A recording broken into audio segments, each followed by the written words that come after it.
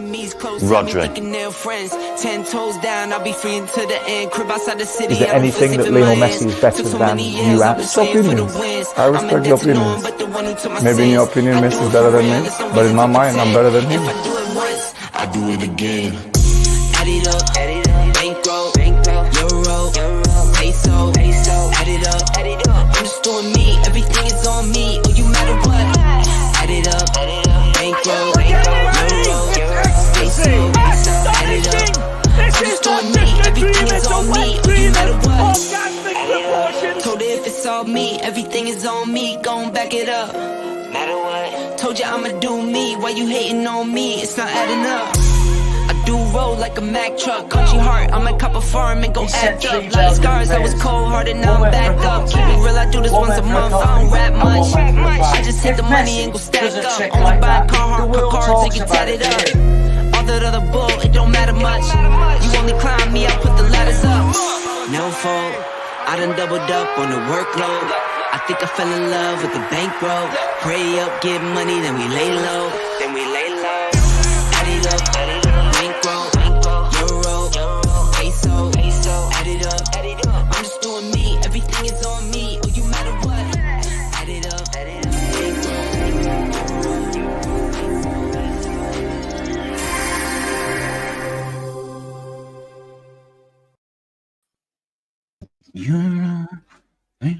Such a banger, mate. I love that intro.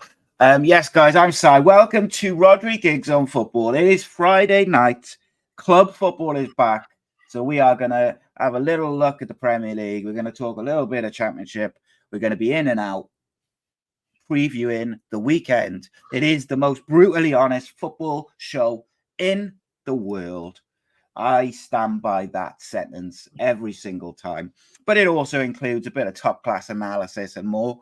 And, no predictions and no Super 6 prediction and fantasy football this week. That returns tomorrow, so make sure you do your predictions and get your team sorted. I did my subs, mate, for the fantasy league. So, could be a different story this week. Could also be... How many transfers did you have? I pretty much changed my whole team, mate. Oh, really?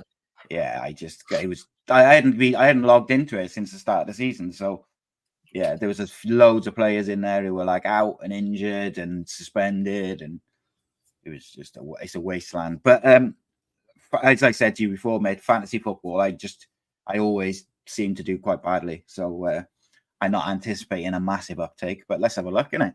We'll do our predictions at the end, as you can see.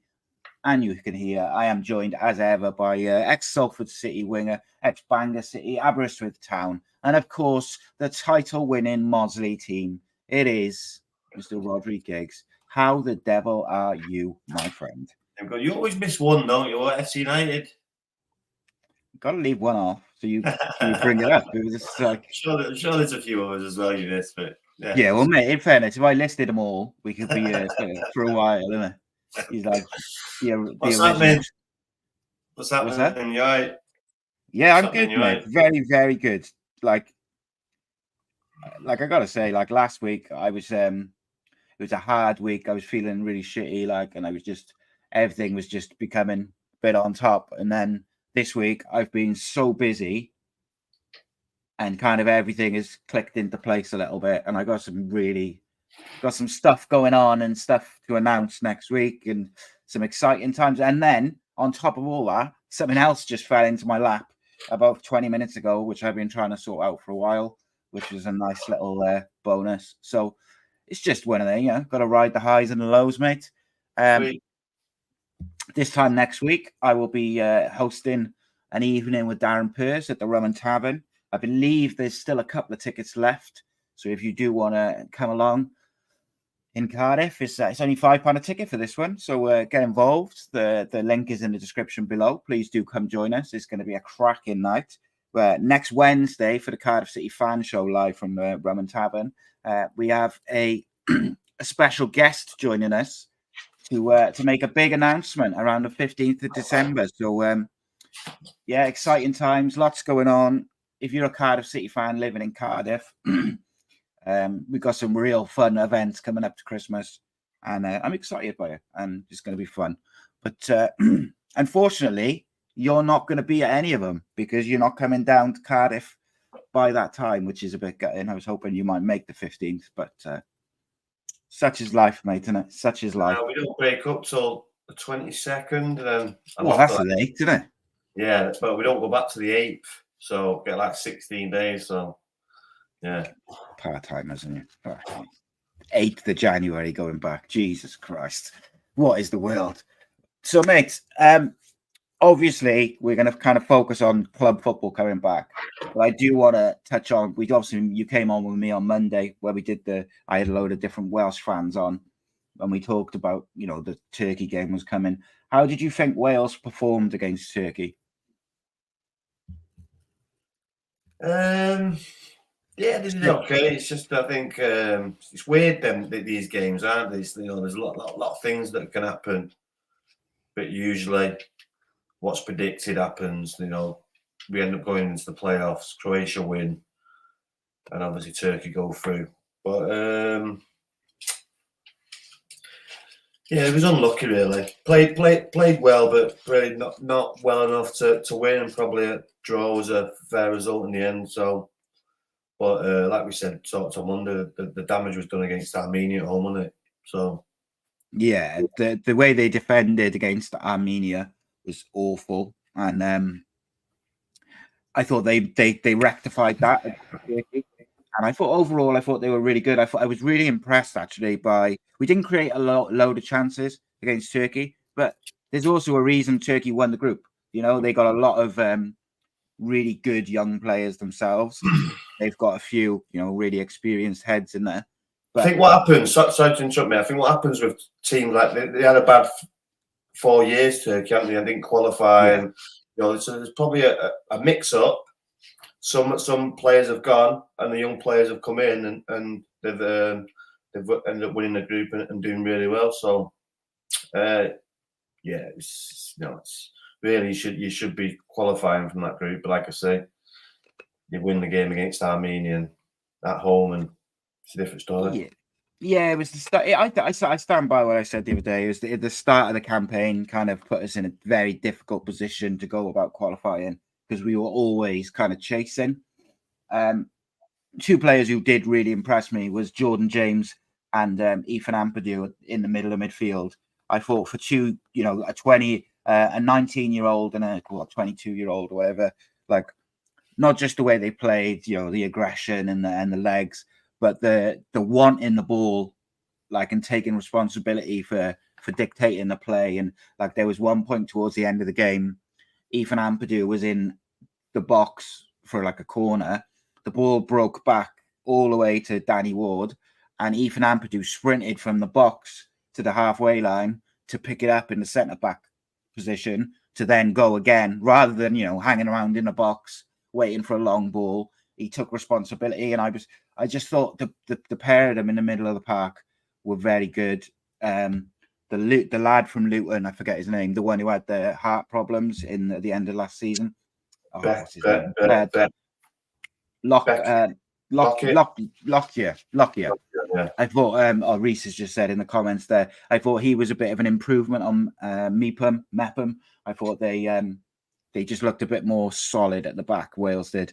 And look, the draw, you couldn't have asked for a more favourable draw in the playoffs. I think I've seen a bit of arrogance, mind, that Finland is going to be like a walkover, but I don't think you could have asked for anything more than to play Finland in the semi-final and then Estonia or Poland in the final. Like they are... At home is the key thing. Yeah. Away from home. At home. Yeah. But Ethan Ampadu, you reap the rewards now of these young players with so much experience, because Ethan Ampadu look really strong. It's unfortunate Brooks didn't get a more experience because with his illness and stuff, but thankfully he's recovered now. But he's obviously lost a year or two. But Harry Wilson, you've seen all these players now. Roden, massively experienced, aren't they, at international level for their ages?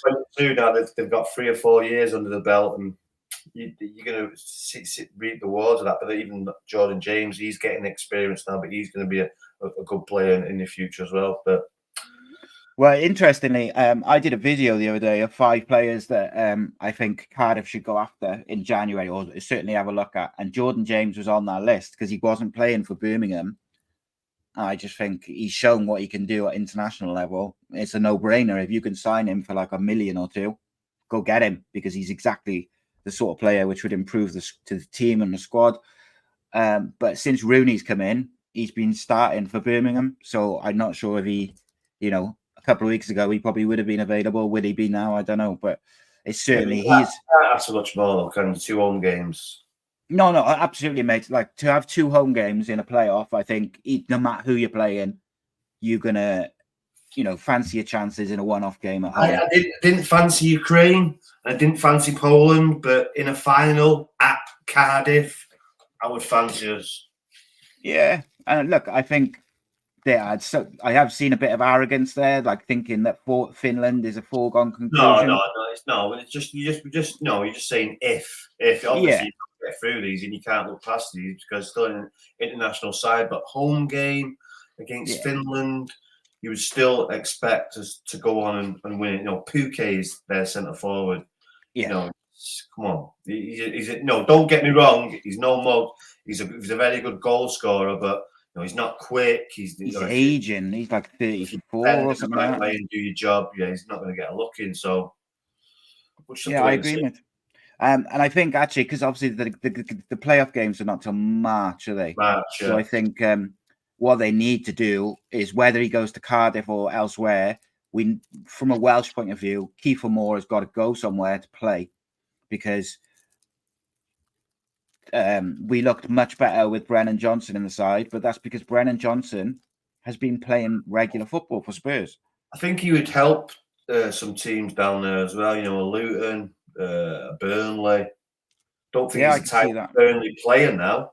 I think he would have been 2 or 3 years ago. Yeah, no, you're right.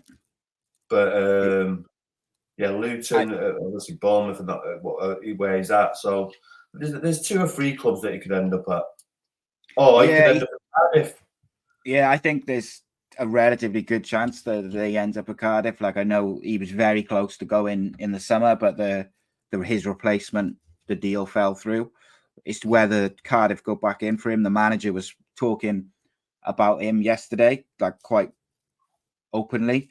But I did say on the video I did yesterday, like, to me, that can mean one of 2 things, because normally managers will say, I don't want to talk about other teams' players. So the fact that he was so open about, we nearly signed 𝒂i𝐭y in the summer and we'd like to get him in January and he won't be on the bench for us, that to me could be a bit of a smokescreen, and he ends up signing someone from the Turkish league or wherever, and that made me less confident that we were going to sign him. Actually, I was pretty confident that we'd go back in for him, and then when I heard the manager being so open about it, because bearing in mind, when they signed 𝒤i𝒄𝒄, the day before he was officially announced, the manager refused to talk about him, even though everyone knew he was in the country and doing his medical and stuff. So I find it a bit weird that he's talking about 𝒂i𝐭y, but I guess we'll see. I think it'll be a good move. I think that would be a good move for him, because he play week in, week out. He suits the way Cardiff play. And I think that's, from a Welsh point of view, we need all these players. There's too many players in that Welsh squad who are not playing regular football. So come March, we need Nico Williams to be playing regular. We need 𝒂i𝐭y to be playing regular. Brennan Johnson, all of these footballers, we need them to be playing week in, week out for their clubs, being in form, so that,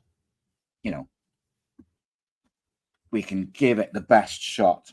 And like you say, home game, one-off games at the Cardiff City Stadium. I would fancy Wales against most teams in Europe or the world in a one-off game, to give them a game. I'm not saying we could beat anyone, but in a one-off game, I would give us a good chance against anyone, because I think the atmosphere, the players, a mixture of everything, I think is there. Interestingly, you mentioned the young players like Rodin and Ampadu and these guys who have got this experience. Obviously, it was your brother who brought him in initially when he sort of moved away from the likes of Hal Robson, Carney, and people like that. After you left me on Monday, obviously we had a range of we had a couple of different Welsh fans on talking, and Donna Perry came on.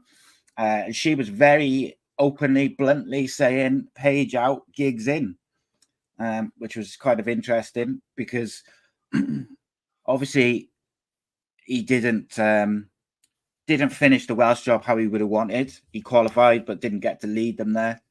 Do you think there's any chance if Page were to go that he would go back into the Welsh job, or do you think it's unlikely? I don't know, because he's a touchy bugger, isn't he? So he might have think that they weren't loyal. Yeah, probably, because it's a job back in football, and it's a job that he knows, players that he knows. So why would you not? Do you think that? But then, did they back him? Like, they kept him on as long as they could. I don't know. I suppose they didn't really. But did they have a choice? Because he was going to drag on. Yeah, it was. It was more like it got to a point where they had to just make a decision because. Yeah, it was. Not really. Your manager of the country on a no, it's a serious charge. So yeah, it's just weird, wasn't it? Yeah, be interesting. Like I can see why some fans don't fancy Robert Page. I can see why some fans think he should go even if they qualify, and I understand it. I'm not sure that going back to your brother is the right decision necessarily, but then I look around and I think, like, who would if I was picking? What would your reason be for not? I think if they would, if I'm being brutally honest, which I try to be, when we're giving our opinions, I don't think they're football reasons. Like, I think it's more like because obviously it was serious charges, blah blah blah, and I think my reasoning is that it would just be a bad luck. I think that's probably it, because I think you can't deny that once he moved away from the older players and he blooded the youngsters and he did it his way, you can't deny he did a good job. Whatever people's personal opinion, of Ryan Giggs is, I think you can't deny that he did a good job for Wales. He qualified. He's the only managers who've done that. Is like him, Coleman, and what's his, in 1957 or whatever. Gary Speed. Did Gary Speed qualify? Yeah. Did Gary Speed qualify? Oh, but he put the things in place. I'm not sure if he did qualify. Thing in place, didn't he? I'm not 100% sure on that, but yeah, I'll take it.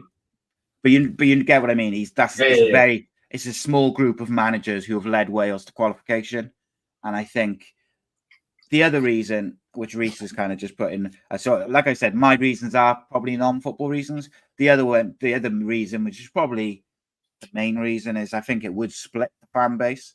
Like, there are people who would want him back, there are people who wouldn't want him back, and I think I think it was like that when he first got the job in the first place, though. No, and then yeah. But do you think that it would be worse this time around because of why he left?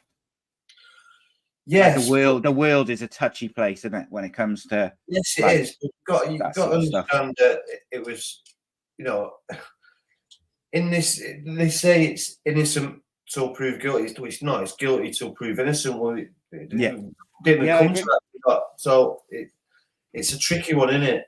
Because everything's out in the open. Even though but I'm sure if people went through your phones, you'd see. So it's a tricky one, but he's not. No, I agree, mate. At the end of the day, he wasn't found. Start winning games, and he wasn't found guilty. On the other hand, if you start losing games, then it can get quite nasty. So yeah, it works both ways. It's an interesting one, isn't it? Like, and at the end of the day, like, is to be clear, he wasn't found guilty of anything, and there's no reason, why technically he couldn't just come back into football at any point he wants. So it is what it is. Like, no, I wasn't there, so I don't know what happened. I don't know if they would have to qualify. If they don't qualify, do you think they're going to get rid of him? Yeah, I don't think he'd have the same amount of time and patience that he had previously. I think that's fair. But Page, if Page doesn't Yeah, I think if Wales don't qualify, I think Page is done. And I think there's a slim chance that even if they do qualify, they may part ways anyway by mutual consent. But Really? like, I do think there's a chance of it. I think it's unlikely, but I think there is a slim chance of it. But then I look around, and the only manager which really sort of sticks out to me, I think, like, I'm not like dead set that it's got to be a Welsh manager. Like, it doesn't have to be. I just want the best man for the job. Like Steve Cooper at Forest kind of sticks out for me as a potential choice. No chance. But I just don't think he'll leave. I don't think he's at that point in his career. I think he's building something at Forest, and I think unless they sack him, he's there for the long haul. I can't imagine him just upping sticks and leaving Forest, even for Wales. But I don't know. You know it. You know him, don't you, Steve Cooper? Or did you do a course with him or something? No, he was at Bangor when I played at Bangor. That's it, man. I knew he him. He didn't drive, so I used to pick him up. He lived in, obviously, in Chester or Wrexham, but I used to meet him at Chester, him and another kid, and I used to get in my car every week. Mm-hmm. So I used to drop him off. Do you rate him as a manager? Yeah, he's really good, yeah. Yeah, he's really good. You know, look what he's done to Forest last year with all them players to stay up, and now they look like they're going to be consolidating in mid-table. He's done a really good job. Really good job. Yeah, absolutely. And I think people underestimate as well how difficult it is to do a good job when you have like 20 odd players coming in. Like all those new players last year was ludicrous. So to be able to get those players together and play the way they did towards the end of the season, it deserves a lot of credit. I can't remember his name. I can't remember the name. It's the lad who he used to come with, but yeah, he used to meet at Chester. There's a hotel where you come off at it. What was he like as a player, Cooper? Just a midfielder, just a tackler, reliable, a steady header, yeah.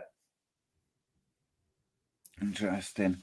I'm going to put this comment to you. This is about Ryan and Wales, and I want you to tell me if you think it's fair from your personal experience. So Rhys says, for me personally, I've never got the impression that he's a proud Welshman. I know people say it was Fergie, but I always felt as a kid he never pushed to go to the Wales teams enough. So not a fan. Like, so obviously he's got this reputation that he didn't turn up for Welsh friendlies, and obviously it was a different time. Do you think that's a fair statement? Say again. So he says, for me personally, I never got the impression that he's a proud Welshman. I know people say it was Fergie who stopped him going to the friendlies and stuff like that, but it always felt as if he never really pushed to go to those Wales camps. It's a tricky one. You got to understand that that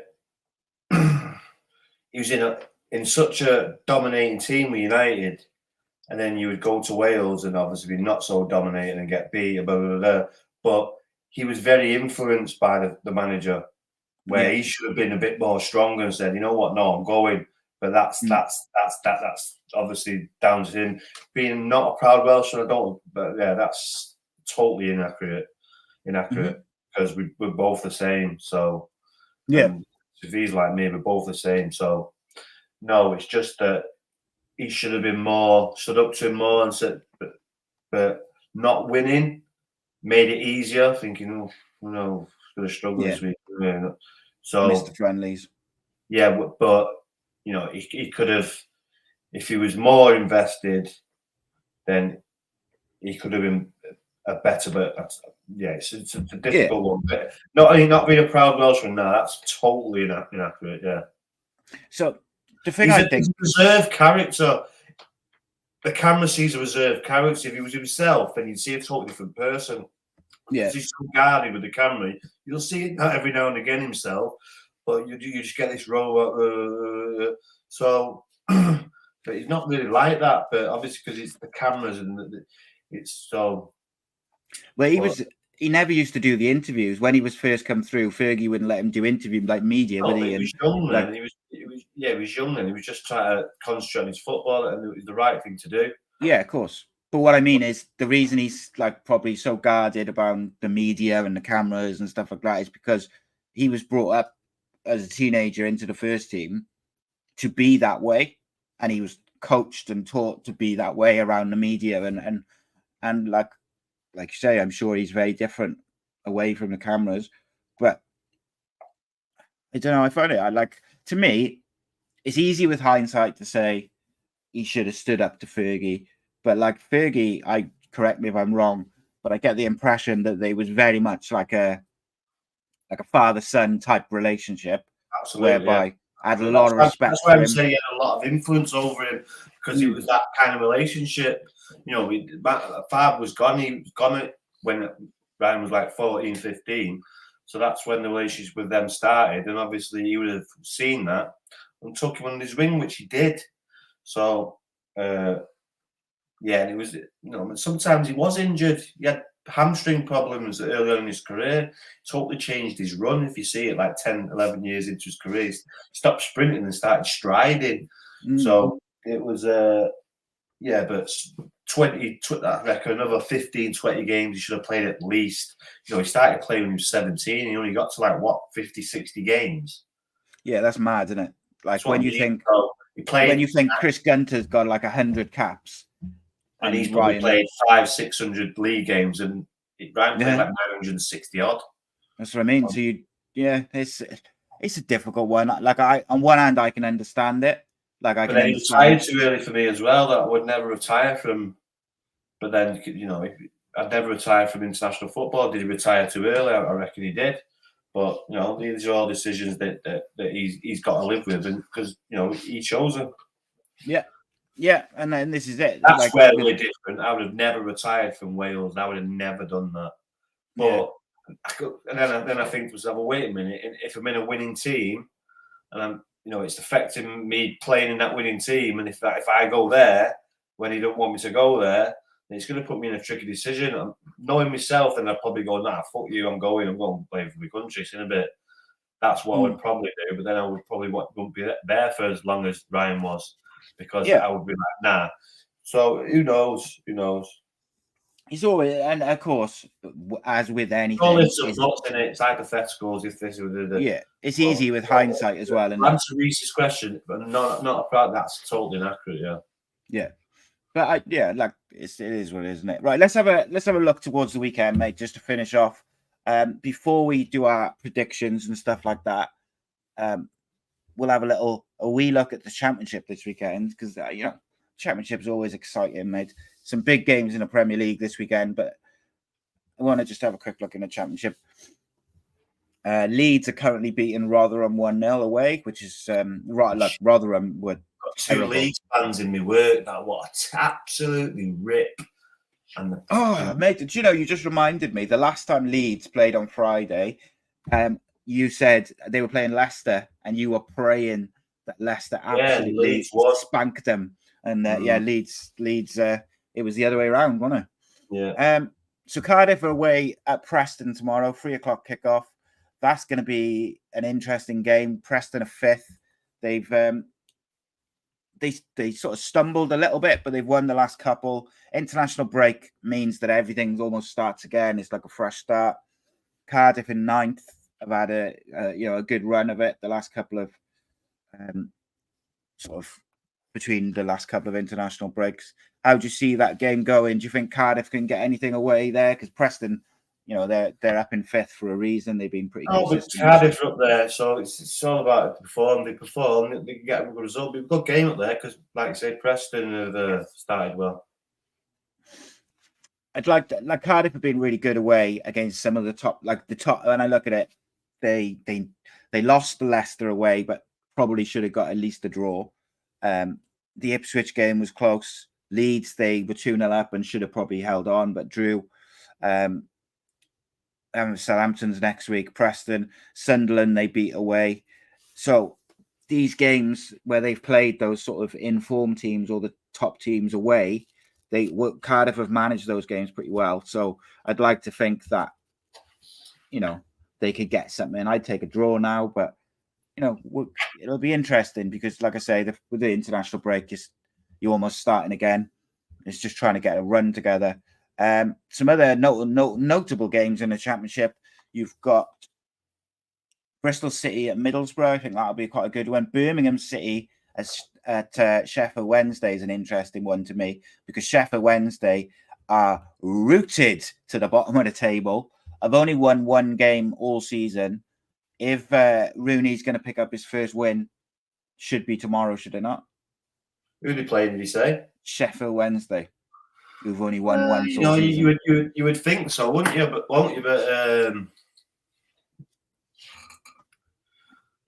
it's Championship. It's unpredictable. You never know. You never know. He's struggling at the minute, and things are going against him. So you won't put it past him. Sheffield Wednesday getting the result. Is it at Birmingham though? Yeah, it was. Let me just double check that. I think it was. Yeah, Birmingham at home to Sheffield Wednesday.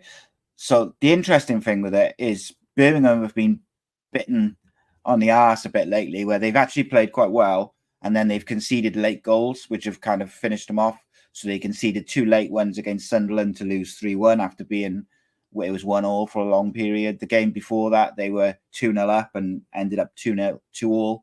So it does seem like they're playing well and playing well under Rooney in periods, but they don't seem to be able to hold on. So if they can do that against a team like Sheffield Wednesday, who are struggling for form and everything else, then I think, stop the late goals, they should get a win.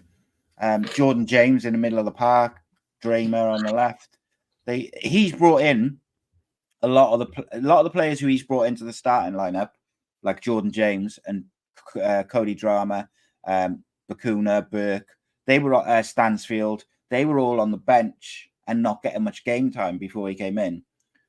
And I think he is starting to slowly see the benefit of those players coming in, because they're starting to perform. And you always get that with a new manager. But I'm kind of interested by it, because a lot of those players were linked with moves away from Birmingham, and now suddenly they're starting. Are they going to want to leave? But I don't know, mate. I'm still not convinced that Rooney's going to see out, the test of the Championship, and will he get sacked or will he move on to a bigger job in the long term? It remains to be seen. He's had a difficult start. It's a difficult league, though, isn't it? Like, being honest, it is just a hard league. You come in, it's 5th and 6th. You think you come into a solid club. 3 weeks later, you're 18th, struggling. Yeah, it happens that quick, doesn't it? Like, you lose a couple of games and you are. Well, again, it can happen that quick, where 3 weeks later we could see it and he's 6 again. So just got to get one win. And then, you're cooking then. Momentum, and then we'll get into the Christmas period, because you don't want to go into the Christmas period not with a win. Then these games start coming thick and fast, and you're on this bad run. It can go really wrong. You get a habit of losing as well, and that's what they're in a habit of, not getting good results in a minute. So needs to fix it quick. So no matter how big a name you are, these fans will turn on you pretty quickly. Yeah, and in Birmingham, they don't mess about. And when you're in that, but like you say, when you're in that bad form in the Championship, if you were in a rough run of form, the Christmas period is like the worst time, because in the Championship, even though Sheffield Wednesday have only won 1 all season, it wouldn't be a massive shock if they go and beat Birmingham tomorrow 2-0 or something. Like, any team can beat you on their day in the Championship. So if you go into a period where it's like Saturday, Tuesday, Boxing Day, and you're in shite form, you're going to struggle, and you could be gone by January. Some big games in the Premier League tomorrow, mate, and over this weekend. We'll go into our predictions in a minute, but you got City versus Liverpool tomorrow. That's a big game. I think Liverpool need to. Do Liverpool need to win that to prove they're in a title race, or do you think it's too? We haven't won there in, what was it, 7? We haven't won in City in 7-8 years, so it'd be a good time to get a result. They're not the best. Well, they say not the best. They're not firing all cylinders, should I say? So it's a good time for Liverpool to catch them. So we'll have to be a good game. It always will be. So we'll wait and see. Do you think if City were to comfortably beat Liverpool, say for instance, that means Liverpool are not in the title race, or do you think it's so early in the season it just doesn't really matter? November. It's one game. Yeah. Tottenham have slipped a little bit, dropped down to 4th now, lost 2 on the bounce. Is that the beginning of what everyone's expecting, or is No, it just it's the beginning of what happens if you lose your best players and get injuries, because they haven't got the strength in depth. No, that they started, most definitely started like an house on fire. Now Madison's gone, the centre half's gone. It's a bit of disruption. They haven't got the quality to come in to replace them, and you start dropping points.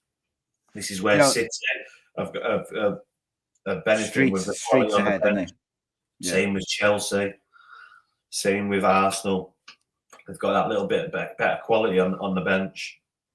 Interestingly, I had a meeting this morning with this guy who's a United fan, and he said he's found it really infuriating this year because United have had so many injuries, and that's why they've been not great. Yeah, Mason Mount again just pulled up. Yeah, got another month, hasn't he? Crazy, mate. But then Man City had Rhodri out for 2 games, and they lost both of them. And they've got more depth than anyone. Tottenham got a few players out; they lose 2. There's levels. No, I understand that. Rhodri going out and Calvin Phillips coming in. Yes, he's an adequate replacement, but he's not Rhodri. Of course, so, no, and I understand that. But I guess there's 3 key players they miss. No, Haaland, De Bruyne, Rhodri, and possibly Diaz. Yeah, I think he's a big player. But it's interesting to me that these teams can miss 1 or 2 big players, and the media is like, oh, they got injuries, it's understandable. But United have got like 17 injuries or whatever they had at one point, and it's Ten Hag out. It's just weird, mate. It's weird. It's always been the way. Manchester United's the biggest club, so it gets more traction, gets more views. It's always been the way. That's what I was going to have a quick look at. I was going to look at the Tottenham lineup, because obviously Tottenham lost to Chelsea, had 2 players sent off, then followed that up by losing to Wolves. But I mean, Brennan Johnson scored early, and Tottenham were leading for 90% of that game, and they conceded goals in the 91st and 98th minute. Wolves were on the ascendancy, though. It was Wolves played really well in that second half and deserved to get the goal. Yeah, Gary O'Neill, I think, is doing a really good job at Wolves. I've watched Wolves a couple of times this year, and they've been really, really good. But you know what's weird? They haven't, certainly at the start of the season, they were playing really well, but they just didn't seem to be able to put the wins together. And just recently, they've started to get that. You need that striker up there, mate. You need that striker that gets you the goals. If you haven't got that, it doesn't matter how good you are. The struggles. Look at United. They need a striker. Chelsea, desperate for a striker. Arsenal, desperate for these people. If they had top strikers, they would be challenging for leagues. I mean, a couple of players away. Probably Arsenal 1 player away. They get like a Tony, or Chelsea get a Tony. That could be them stepping on the other. So these teams are 1 player away. United probably a bit more. Probably like 4 or 5 players away, even though they spend that much money. I think Raphael Varane's got to go. Casemiro's got to go. Who else has got to go? I get rid of Wan-Bissaka. Really? Yeah. That's interesting to me, that is, because I think he's the best fullback at the club apart from Luke Shaw. Yeah, he is the best fullback. Hence, that's why you should cash in on him, because he's been there for how long and he's not a Manchester United. He can't cross the ball. He's a great defender, but we need your fullbacks to be very good offensive. If you put Wan-Bissaka's defending and Dalot's offensive play together, then you got a perfect fullback. Yeah. And look, if they had someone proper at the football club, we wouldn't have Dalot now. Dalot would be sold, and we have 𝒘a𝐫r𝒕𝒃𝒓 right back, and that right back would probably be solved. Oh, mate, they let him go to Newcastle, and they stuck with Dalot.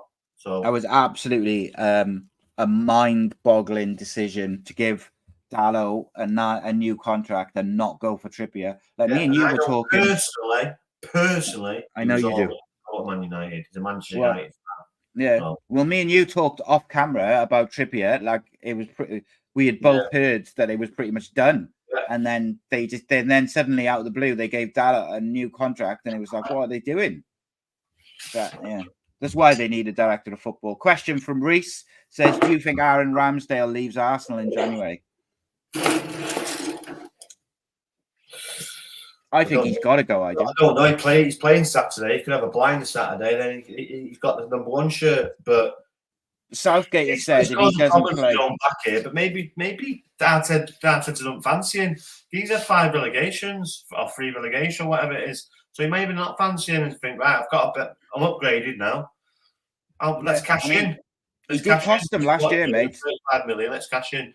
In that title run in last year, Ramsdale was responsible for some goals at big moments. So exactly. So you wouldn't blame him if he was. Not like it's not like they've come in and they've replaced Peter Schmeichel, David Seaman, and Peter Cech. It's Aaron frigging Ramsdale. Come on. Yeah, for sure. Yeah, no, 100%. I agree. I think he will go because I think Southgate made some comments recently that said that Ramsdale as a keeper needs to play if he wants to be in the England squad. He's just a hypocrite. He's full of shit. Oh, of course he is. I think Southgate's a disgrace in many things. The way he goes about certain players, like an idiot. He's a hypocrite. Yeah, saying one thing and then saying another. He's an idiot. I'm loving because he's with that team. How they don't score more goals and how they don't.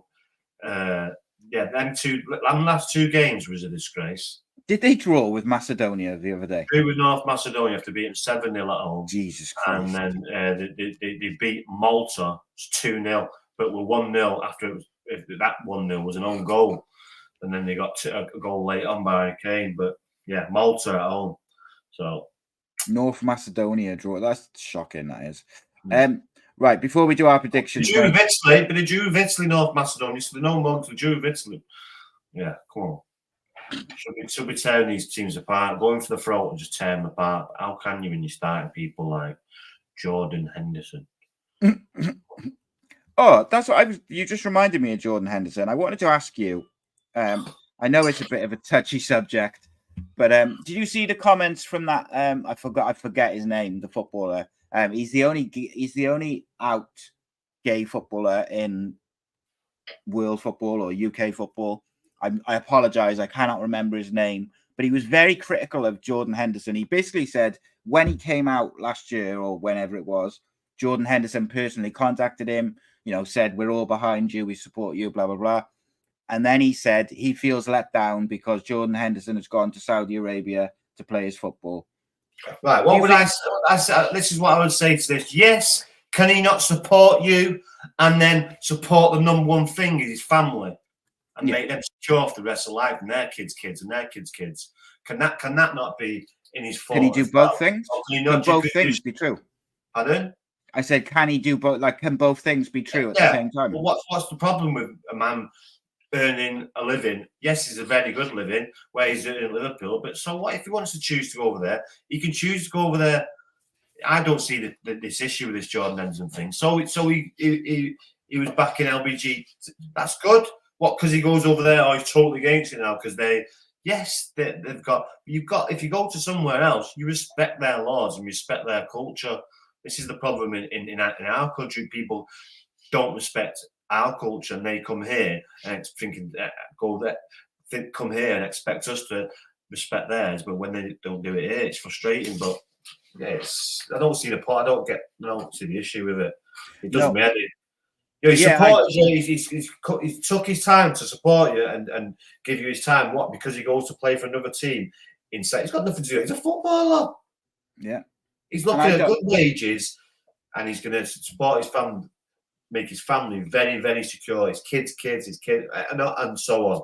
I don't see the issue. Mate. Like, I just think anybody who's criticizing anybody for taking life-changing money, like he's not doing it. He's not doing anything wrong. He's just going to play football, but it's life-changing money for his children. He doesn't come out and say that. Listen, I do support that, but the #1 thing in my will is my family, and that's what I'm doing. I'm sure I don't care what anyone else thinks. You can do what you think. You're stick up your ass, mate. I'm doing what I'm doing for my family.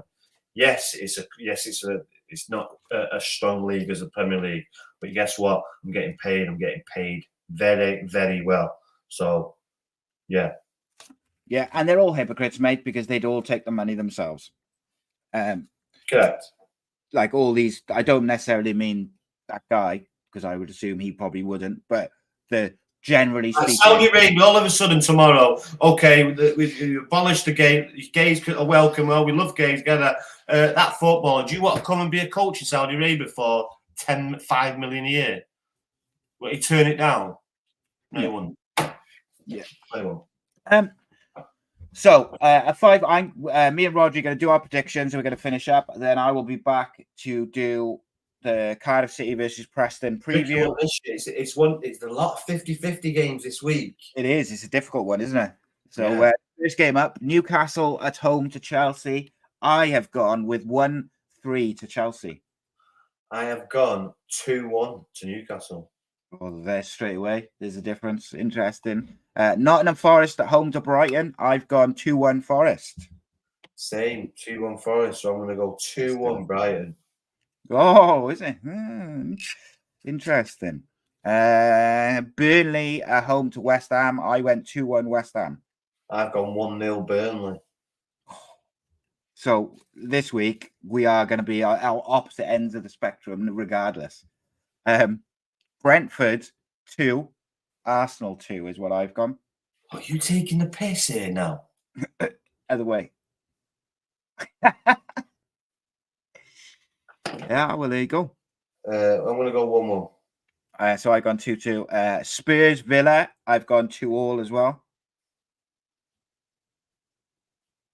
2-1 Spurs.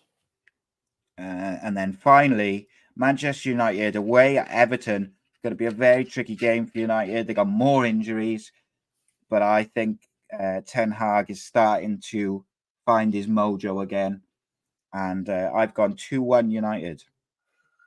I have gone 2-1 Everton.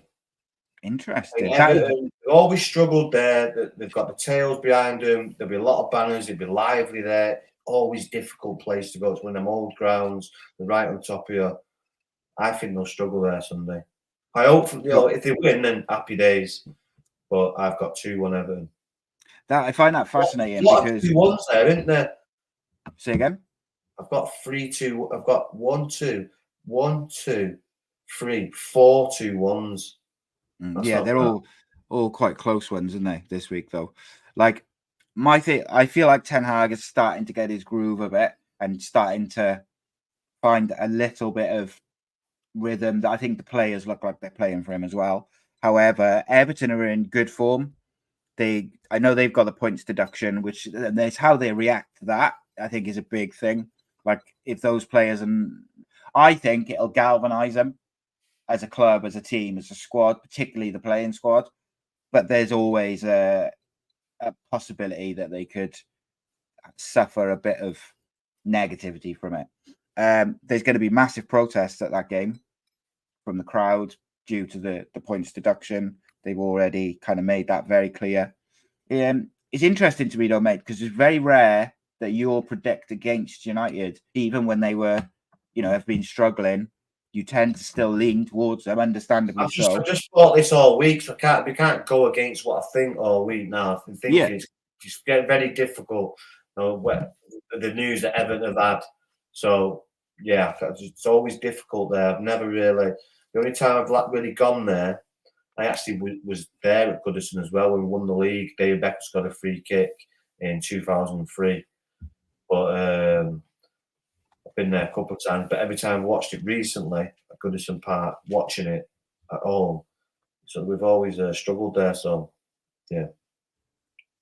yeah, it's interesting, isn't it? But yeah, they're always good games, though. I got to say, like very rarely do you have a game between United and Everton which is boring to watch. Like I think wasn't it last year? Was it last year United were 2-0 down at Goodison Park and they got it back? Ronaldo and Fernandes scored.